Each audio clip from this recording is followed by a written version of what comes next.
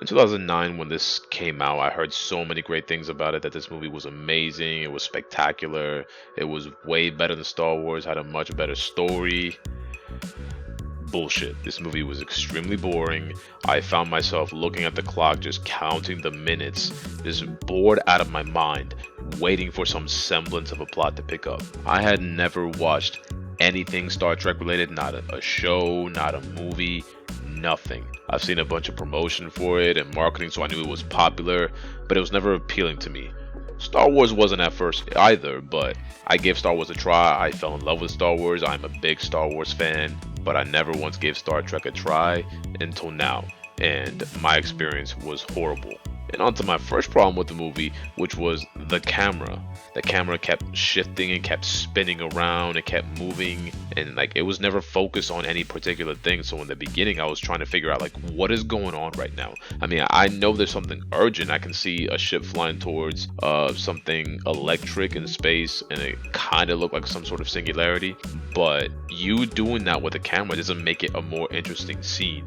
I'm just trying to figure out what's going on. What is the importance of this scene that I'm seeing right now? And it turns out it really wasn't important at all. The only thing to take away from that is that James Kirk's dad, George Kirk, died, and the Romulans and Nero, that was the only time they've ever seen that anomaly in space until the present day. Other than that, that whole moment was completely unnecessary. They should have focused more on George Kirk so that I actually felt something when he died. Because to me, I just know that there's some guy named George Kirk, he's about to have a kid, and he's gonna die. But because I don't know who this character is much other than being James Kirk's dad, but I only know that because I know who James Kirk is. They should have put more focus on him, less on his captain. That way, in those few moments, let his character develop a little bit so that his death actually has more meaning. But other than being James Kirk's dad, he's not important to the film whatsoever. And neither was his mother, because after she gave birth to him, you never see her again. So that whole beginning part, they could have just scratched all that and done it differently, or just completely scratch it off, because it was completely unimportant to the whole film. George Kirk, James Kirk's dad, he dies, that's it. You don't need 1,000 camera angles to let me know that. Another problem for me was the pacing of the film, because it felt like it was supposed to build up to something, but it didn't. At least not soon enough, because I was just, like I said, I was counting the minutes, and I'm just looking at it about 28 minutes in. What is the plot of this film? Because I still don't know. And then like 40 minutes into a 2-hour film, it had some semblance of a plot, but it was a really weak one. And then by the time the action picks up, I don't even care. Like, it just feels so unimportant and unnecessary, because the way they pace the film with the time skips and whatnot, like they lack so much character development, at least for me. Seems to focus a lot on Spock and James Kirk early in the film and their childhoods and whatnot. And other than James Kirk being reckless and rebellious, and Spock being a mathematical genius who is trying so hard to be a Vulcan who's just not emotionally compromised, I think that's what they said. Other than that, like, I didn't really get much from the first 20 minutes or so. Might have been 15, I can't remember. But you show both their childhoods, and then you show them as young adults, and he's trying to hit on this chick, and he's trying to get into some sort of academy.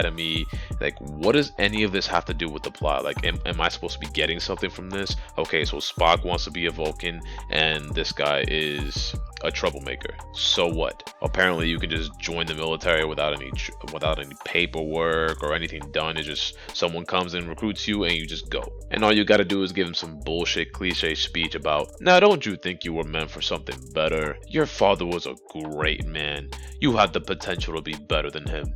I mean, really? Because based on the 5 seconds that I saw him in the film, he really wasn't that important other than being his dad. And in this moment, like right before he gets recruited or talked about Starfleet, he's trying to hit on Uhura, Zoe Saldana's character, and it feels like it's gonna turn into some sort of romance between them throughout the film, but it never leads to anything. He spends so much time trying to figure out her first name, absent any purpose whatsoever, because she's into Spock, but even that doesn't get enough screen time or like a push, so it doesn't really feel necessary for the film. I don't know if they're together in the old films or the old shows or whatever, but if that was supposed to be important, it should have had a little bit more shine than just it happening spontaneously, because it didn't really feel important. It didn't make me care about them and their relationship. Nothing. Anyway, James Kirk joining Starfleet, or yeah, Starfleet, whatever.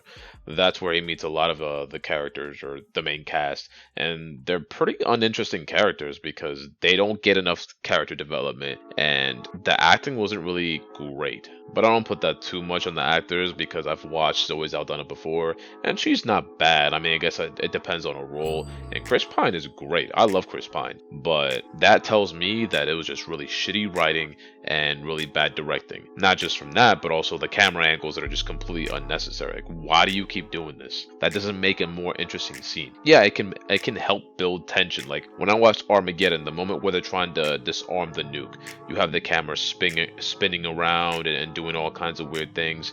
That's building tension to that moment. But I already know what's going on, so that adds tension to everything and makes it more interesting.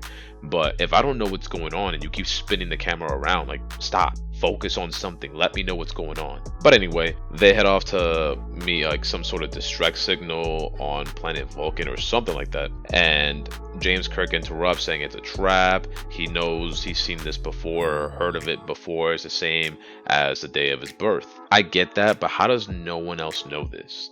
I mean, Commander Pike, I think that's what his name was.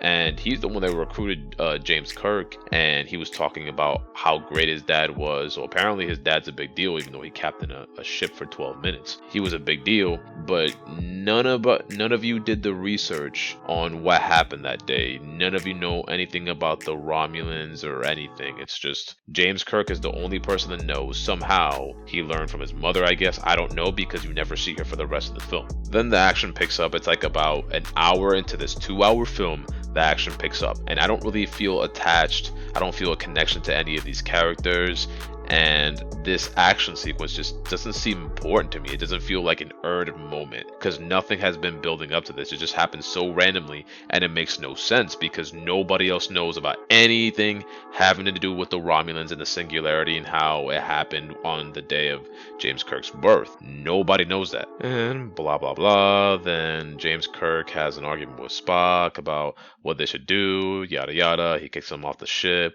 He runs into Spock Prime, or the original Spock. He runs into him on a frozen moon or planet or whatever. And then it's about an hour and a half into the film where James Kirk finally becomes captain of the Enterprise. It took an hour and a half of a 2-hour film just to lead to that. I mean, we haven't really had much time for the villain. He seems pretty uninteresting so far, but it's an hour and a half into a 2-hour film, and now you have what, 20 minutes to kind of kick off this climax and then get things going, and then the climax feels so lackluster.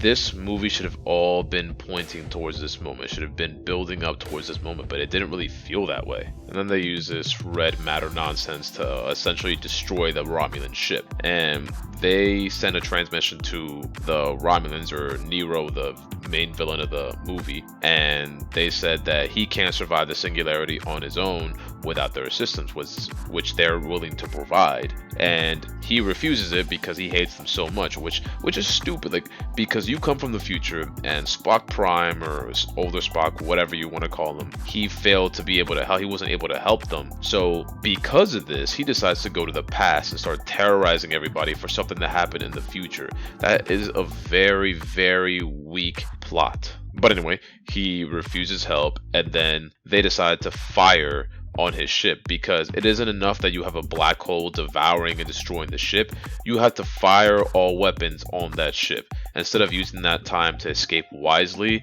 and it leads to this bullshit moment where they're just stuck, like caught in the black hole, and they have to find some way to get away from the pool, and they fire something called a core, whatever that is. You don't even know what that is because they never explain it. Apparently it's something that's gonna explode or push them away, and that happens. So I guess that was the only purpose for them firing on the ship instead of getting away when they were supposed to, because you'd think they would know you're a little too close to the black hole yourself. Instead of focusing on what they're doing, why don't you just get away, because they're gonna die anyway. But yeah, that was my experience watching Star Trek for the first time. But from what I've heard, it didn't really do right by the original Star Trek films and the shows and everything. That this kept trying to make it like Star Wars. I didn't really feel that because I love Star Wars, and I wasn't really feeling this movie at all. But apparently this one was supposed to like push action and whatnot, and the original Star Trek films and the series weren't really like that. It was about discovering things, discovering space, and not being afraid to use logic to solve equations instead of just, violence and whatnot, or something like that. I don't know. But this film didn't really hold true to the originals, which I can completely understand. But this film did not really motivate me to want to watch any more Star Trek films. I'll probably check out Into Darkness and Beyond, or maybe I'll just go back to the originals if they're that much better, or give a show a try, because I don't want to give up on Star Trek just because of this film, because I love Star Wars and not all Star Wars movies are my favorite films. But yeah, let me know what you think in the comment section. Do you agree with me? Do you disagree? If you like this video, please hit that like button and subscribe if you have not already, and I will catch you in the next video next Friday. Bye bye.